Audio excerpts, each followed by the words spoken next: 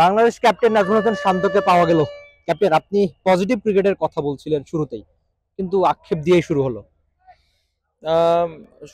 At least আমার কাছে সবার অ্যাপ্রোচটা ভালো লেগেছে। বাট আমাদের বুঝতে হবে যে আমরা কোন সময় কোন ধরনের শট খেলবো। এটা এই শট সিলেকশনে হয়তো আমাদের আর একটু প্রত্যেকটা যেই 8টা ব্যাটসম্যান আমরা ব্যাটিং করেছি সবার এই জায়গাটা একটু খেয়াল রাখতে হবে। বাট আমি বিশ্বাস করি যে এই অ্যাপ্রোচে যদি আমরা খেলি অবশ্যই আমরা সামনে ভালো করব। আমরা বিশ্বকাপটা আমাদের সেমির স্বপ্ন থেকে একটু আগে আমরা থেমেছিলাম, তো ভারতের সঙ্গে প্রথম ম্যাচটা একটু খারাপভাবে হেরেছি, তো সেটা অন্তত বলা যায়। তো মনে হচ্ছে কিনা যে ভারত বাংলাদেশের পার্থক্য বা বিপিএল বা আইপিএল এর পার্থক্য একটুখানি মাঠের ক্রিকেটে অন্তত টের পাওয়া গেল। ভাই অনেক পার্থক্য আছে, এটা সত্য কথা। এবং এই জায়গায় কোনো অস্বীকার করার কিছু নাই, পার্থক্য আছে এবং এটা মাঠেও দেখা যায়, মাঠের বাইরেও দেখা যায়। আইপিএল এর সাথে বিপিএল এর কম্পেয়ার কখনোই হবে না।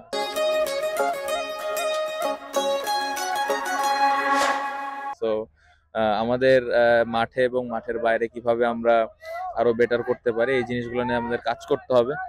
বিপিএল টুর্নামেন্ট আরো কিভাবে ভালো হবে, ওইখান থেকে কিভাবে আরো নতুন প্লেয়াররা উঠে আসবে এই জিনিসগুলো খেয়াল রাখতে হবে। আমরা এখানে যারা খেলছি এরা কিভাবে নিজেদের স্কিলটা আর একটু ডেভেলপ করবে, এই জিনিসগুলো অনেক কাজ করার বাকি আছে। বাট আমি বিশ্বাস করি যে এর থেকে আমরা ভালো দল।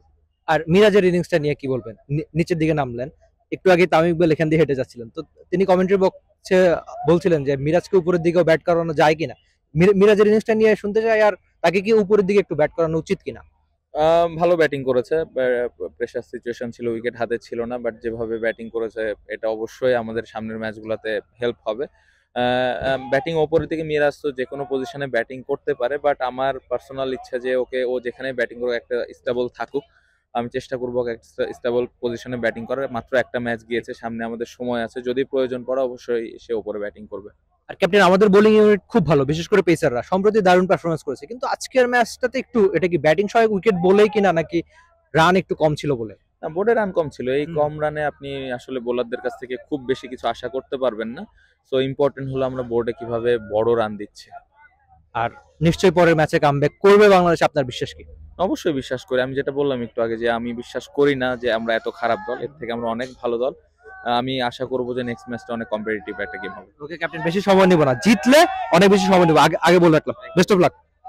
বাংলাদেশ ক্যাপ্টেন নাজমুল হোসেন শান্ত ছিলেন টি স্পোর্টস সঙ্গে, পেছনে তামিম ইকবাল তাকে অভিনন্দন জানাচ্ছেন বটে। তবে বাংলাদেশ আজকে মাঠে ক্রিকেটে খুব একটা ভালো পারফরমেন্স করতে পারেনি, তবে ক্যাপ্টেনের বিশ্বাস তিনি কামব্যাক করতে পারবেন, অন্তত একই রকম বিশ্বাস কি আপনিও রাখছেন? আর আরেকটা ব্যাপার হচ্ছে কি, বাংলাদেশের বোলিং ইউনিট মাঠে খুব বেশি রান ছিল না বলে ওই অর্থে ভালো পারফরমেন্স করতে পারেনি। তবে বাংলাদেশ চাইবে মাঠে ক্রিকেটে কামব্যাকটা করতে, সে সময়টা বাংলাদেশ নিশ্চয়ই পাবে। অন্তত নেক্সট 2 ম্যাচে বাংলাদেশ কামব্যাক করুক, সেটাই বোধ করি আমাদের সবার চাওয়া। আপাতত গোয়ালিয়র থেকে বিদায় নিচ্ছি, নিশ্চয়ই আপনার সঙ্গে দেখা হয়ে যাবে অন্য কোনো ক্রিকেটীয় গল্পে। Rifat Emil, T Sports, Gwalior, Bharat. For more updates, subscribe to our YouTube channel and click on the bell icon. Follow us on Facebook and Instagram. Download T Sports app to enjoy exciting games and highlights. Visit tsports.com.